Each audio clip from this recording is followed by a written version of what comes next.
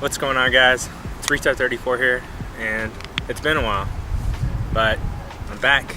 It's 2019, and I'm gonna give you an update on the car. Hopefully you guys like it. There's been a lot of stuff I've done, a lot of mistakes have been made, and a lot of cool stuff's been done as well. So yeah, hopefully you like it, and stay tuned for all the cool progress. Some channel updates are coming as well.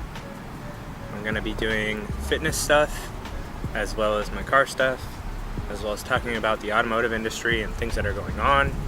Just stuff that I feel like doing. It's going to be just my outlet for connecting with you guys and talking about things, and just, you know, me having fun, basically.